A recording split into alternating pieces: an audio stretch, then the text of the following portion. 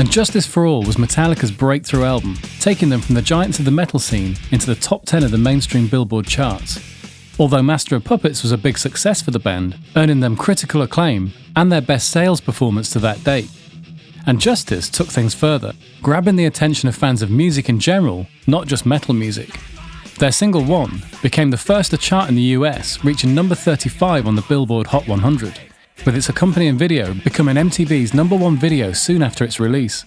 Nearly 2 years before the album, the band were in turmoil due to the untimely death of their bass player Cliff Burton. Cliff, aged only 24 at the time, died after their tour bus skidded off the road while on tour in Sweden. Naturally, the band were devastated, but were determined to carry on, with Jason Newsted quickly drafted in from the thrash metal band Flotsam and Jetsam. They also had a new label, leaving their previous label Music for Nations and signing a new deal with Phonogram Records for over $1 million, which was by far the biggest deal Phonogram had offered anyone, so they were confident in the band and their ambition. The band were keen to impress with their new material, after being influenced by the growing interest in virtuoso musicianship. Acts like Dream Theater and Steve Vai showed there was a big audience for intricate guitar work and multi-part songs that showed off the skills of the band. Although they were keen to change the overall end result, their method of writing was very much unchanged from the previous 3 albums. The process consisted of compiling riffs they had mostly created and recorded alone.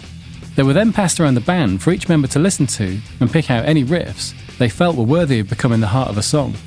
Lars Ulrich describes the process as working out a puzzle, as some seemingly disparate riffs can be brought together in one piece to create a killer song.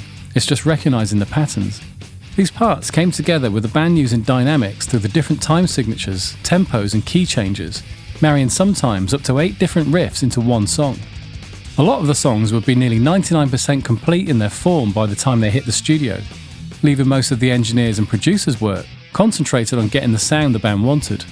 The first choice to produce the record was Flemming Rasmussen, who'd been at the helm for Ride the Lightning and Master of Puppets, but unfortunately he was unavailable at this time. Next on their list was Mike Klink. Mike had got their attention after producing the Guns N' Roses album Appetite for Destruction. Despite being brought in for his impressive CV, the band were not keen on changing their working methods, refusing any suggestions he made. Mike remembers, "They bristled at someone trying to tell them what to do, and I think it was as much my fault as theirs.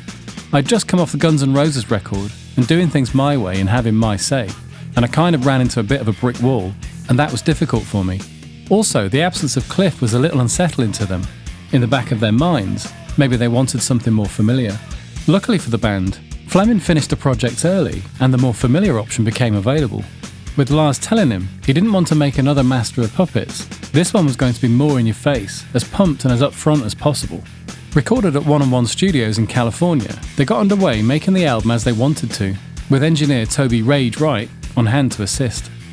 Lars played his Tama Grand-style custom drum kit with chrome superstar kick drums, mic'd up with Electro Voice RE20s on both kicks, Shure SM57s on the top and bottom of the snare, and also SM57s on the toms. About half a dozen room mics were also scattered around, and according to Flemming, unusually, Lars had his newly acquired contact mics under each cymbal. I'm sure these mics were not literally attached to the cymbal, but very likely small diaphragm, hypercardioid mics, with the intention of capturing the cymbals with as little bleed from the rest of the kit as possible. A whole 24-track tape machine was used for the drums alone. One of the biggest problems they had with Mike Klink was the guitar sound, and Flemming was keen to take control, saying, "They had some new boogie amps with graphic EQs on everything, and they sounded pretty dodgy in my opinion. I couldn't get them to sound as crunchy as I liked, so I inserted a B&B audio equalizer on the amp's insert loops. This meant I could actually sit and adjust their sound from the control room." These boogie amps were the Mark II Cs that they had running alongside the Marshall JCM 800s, with Hetfield also introducing a Roland JC120 combo for the cleaner sounds. Hetfield's main guitars were all ESPs, his Explorer Custom in Olympic White, another ESP in Olympic White, and a satin black purple ESP Custom Explorer. From this picture, you can see some effects in his rack, including the Ibanez UE400 multi-effects and the ADA 2FX digital multi-effects. Kirk Hammett recalls what he was using at the time. "I think at that point I was using the ESP neck-through body KH1 guitar with the skulls on the fingerboard. I'd gotten that guitar in '88 and used it pretty prominently in the studio. I also used an ADA preamp and an ADA MP1. It was a programmable digital amp that had tubes in it. with a separate rack-mounted EQ. I remember blending that thing in with the boogies for lead sounds and clean sounds. The clean sound on one was almost exclusively done with the ADA MP1. From what I can make out, it appears the KH1 he's referring to could actually be his ESP MM270, known as Zorlak. He definitely had it at this time, and it was used a lot.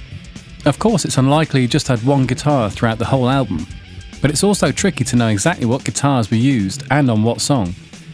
Some of the guitars he had at his disposal around this time were his Fernandez Strat, a Gibson Flying V, and the Jackson RR1T amongst others. It's hard to nail down his effects also, but it's a safe bet he was using the Ibanez Tube Screamer at the time. Fleming remembers miking the amps. There was a Shure SM7 placed at a 45-degree angle close to the cone at the best sounding speaker in the Marshall cabinet, as well as a Neumann U87 right next to it. Then for a room mic, I'd use an AKG tube mic that was a replica of an old C12. This was placed at a 45-degree angle about 3 or 4 feet away from the corner of the cabinet, while for ambience, I used some B&K 4006 Omnis. For the vocals, Hetfield used the Shure SM7 into Neve mic pre's, with some EQ and through a Uri 1176 compressor. The same was used for Newsted's backing vocals also. Everything went onto tape, with 3 reels for each song, one for drums, one for the bass and guitars, and one for everything else. Newsted's Wall Mark II 5-string bass was plugged into a 1974 Ampeg SVT head, feeding a 1x15 Ampeg cabinet and 4x12 Mesa Boogie cabinet. A DI was also taken using a Neve preamp. The bass, or lack of, was to become very contentious. Different accounts emerged as to why the bass was mixed so low by the engineers. Steve Thompson and Michael Barbero, but Steve's account seems to be the most likely chain of events. He said, "I said to Michael, Mike, why don't you go and work with Lars on the drum sound, get him what he likes, and then call me and I'll take it from there." A couple of hours go by, Lars gets the sound he wants, I go into the studio, kick everyone out and listen to the drum sound, and I say, "This sounds like shit." So I ended up redoing all the drum sounds, just tweaking the way I hear it, and putting up the bass guitar.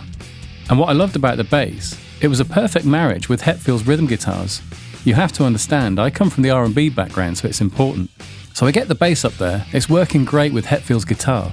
Lars comes walking into the studio, listens to the track for about 30 seconds and said, "Shut that off." And I said, "What's the problem, Lars?"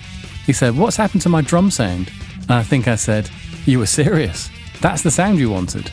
So I wound up getting the sound of the drums the way Lars liked it, and I wasn't a fan of it at all. But again, it's his drums, and then he goes, "See the bass? I want you to drop it down in the mix where you can barely hear it." I thought it was a joke, but I did it anyway. This is like dropping it down by 10 dBs from where it was non-existent. I thought Lars was out of his mind, and Hetfield just raised his hands up. I was ready to walk out, but they talked me into it, and I ended up doing it. So the band intended the record to sound the way it did, stark and aggressive with little ambience. Some say the lack of bass helps paint that sonic picture.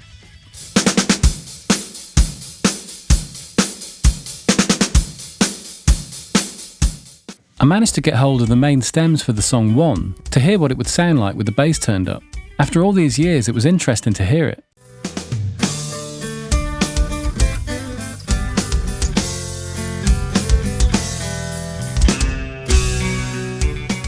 Regardless of any of this, the album went on to gain critical acclaim, and as I mentioned earlier, break Metallica into the mainstream arena, paving the way for them to take a step further with their next album.